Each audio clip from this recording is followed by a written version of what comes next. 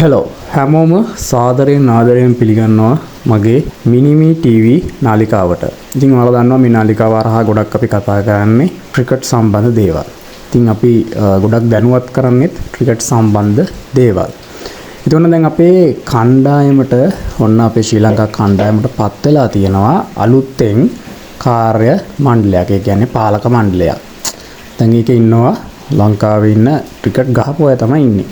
හැබැයි මේ ක්‍රිකට් ගහපු අය මේක ඇතුලේ හිටියට මේක කිසිම වෙනසක් වෙන්නේ නැහැ කියන එක තමයි දැන් මෙතන අපිට තේරීගෙන යන්නේ.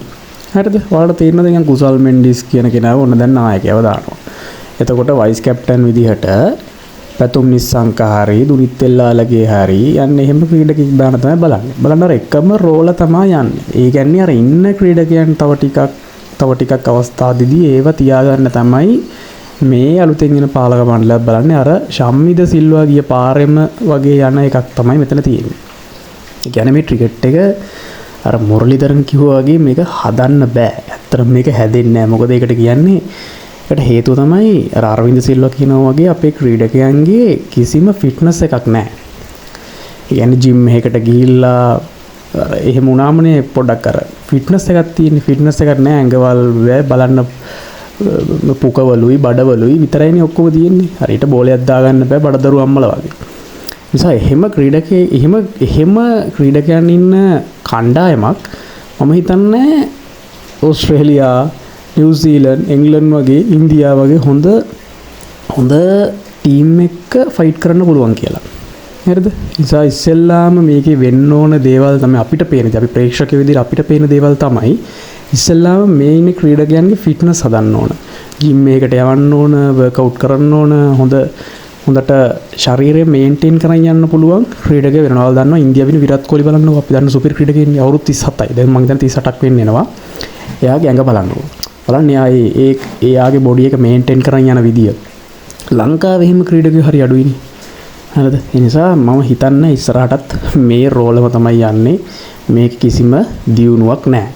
සහ තව නවකයන්ට අවස්ථාව කණ්ඩායම තුලට එන්න දෙන්න ඕන. හැමදාම ඩොට් බෝලක ගහින්න අයට chance දෙවි යාලව තියාගෙන හුරතල් කර ඉන්නවට වඩා හොඳයි ලංකාවේ තව ඔය ගම්බදවල ඉන්න හොඳ ක්‍රීඩකයෝ. එයාලට අවස්ථාව දීලා එයාලා අවස්ථාව දෙන්න ඕන. අවස්ථාව දීලා එයාලව නැෂනල් කණ්ඩායමට ගන්න ඕන.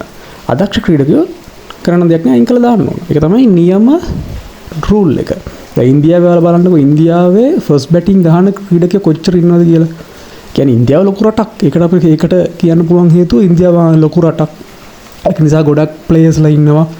එහෙම නෙමෙයි දැන් ලංකාවෙත් හොඳ ෆස්ට් බැටිං එන්න පුළුවන් ප්ලේයර්ස්ලා ඉන්නවා. නමුත් අවස්ථාව දෙන්නේ නැති එකයි මෙතන තියෙන ප්‍රශ්නේ. අර අවුරුදු 10ක් 12ක් එක දිගට එක්ස්පීරියන්ස් තියෙනවා නම් අන්න ඒවා දානවා ෆස්ට් බැටිං. එහෙම කරලා මේ ක්‍රිකට් එකක් ගොඩ ගන්න බෑ. හරිද? මම කියන්නේ මගේ මතේ.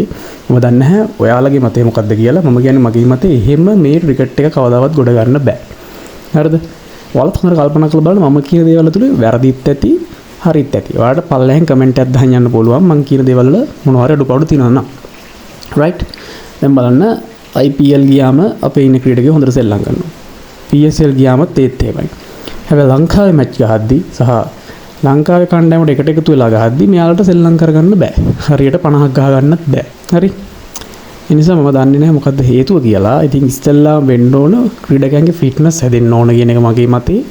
සහ හොඳට ප්ලේ කරන ක්‍රීඩකයන්ට අවස්ථාවක් දෙන්න ඕන සහ නවකයන්ට ඇතුළට එන්න අවස්ථාව දෙන්න ඕන. ඉන්දියාව වගේ අත්දැක බැලීම් ගොඩාක් කරනවා. ඉන්දියාව කරන්නේ IPL කියන දෙයක් දාගෙන යාලයකින් හොඳට සල්ලි හොයනවා වගේම එයාලා කරන්නේ හොඳ ක්‍රීඩකයන් හොයලා වර්ල්ඩ් කප් එකට රෙඩි කරන එක තමයි යාලා කරන්නේ. ඒතොර යාලා ફોකස් කරනවා මේ ක්‍රීඩකයා හොඳයි, මෙයා හොඳයි කියලා යාලව අර ෆෝම් එකේ ඉන්න ක්‍රීඩකයෝ ටික දාලා හොඳ ටීම් එකක් හදලා වර්ල්ඩ් කප් ගහනවා. ඉතින් හැමදාම වර්ල්ඩ් කප් ගන්නවා. හැම රට හැමදාම මුළු ලෝකෙම හොඳම ටීම් එක බවට දැන්ටපත් වෙලා ඉන්නේ ඉන්දියාව. ඒ කියන්නේ ඉන්දියාව වගේ රටකට ඉස්සරහට කිසිම රටකට වර්ල්ඩ් කප් එකක් දිනන්න වෙන්නේ නැහැ.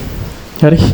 ඉස්සරහට ඉන්දියාව අනිවාර්යයෙන්ම තව වර්ල්ඩ් කප් දෙක තුනක් ගන්නවාමයි. මේක ඔයාලා හොඳට මතක තියාගන්න. මම මෙහෙම දෙයක් කිව්වා කියලා අද දවස ලියලා තියාගන්න. අනිවාර්යෙන් ඉන්දියාව තමයි ඉස්සරහට දිගටම යන්නේ. මම ඉන්දියාවට සපෝට් කරනවා නේ. මොකද ඒ ඉන්දියාවේ තියෙන ෆියුචර් ප්ලෑන් එක නියමයි. එයාලා ක්‍රීඩකයන් යොදන ආකාරය නියමයි. ඒ නිසා අනිවාර්යෙන් මම හිතන්නේ ඉන්දියාව වගේ සුපිරි රටක් ඉස්සරහට දිගටම හැම රටකටම ක්‍රිකට් පැත් සයිඩ් එකෙන් හැම රටකටම ලොකු බලපෑමක් කරනවා. එහෙනම් අතර මං ගිහින් එන්නම්. ඔයාලට හිතෙන දේවල් පල්ලෙහාන් කමෙන්ට් කරන්න. මගේ අදහස් ඔයාලගේ අදහස් කමෙන්ට් කරන්න. කිසි ප්‍රශ්නයක් නැහැ. කමෙන්ට් කරලා කියන මේකේ හැදෙන්න ඕන දේවල් ඔයාලා දන්න ඕනේ ප්‍රේක්ෂකයන්ට යම් කිසි දේවල් පේනවා. ඒ නිසා ඔයාලා බලන්න තු කමෙන්ට් එකක් දාන්න පල්ලෙහා මේක ඕන කෙනෙක්ට මගේ නාලිකාව විවෘතයි. ඕන කෙනෙක්ට කමෙන්ට් එකක් දාන්න පුළුවන්. කමෙන්ට් එකක් දාන්න. එහෙනම් අපි ඊළඟ වීඩියෝ එකේ හමු. Thank you.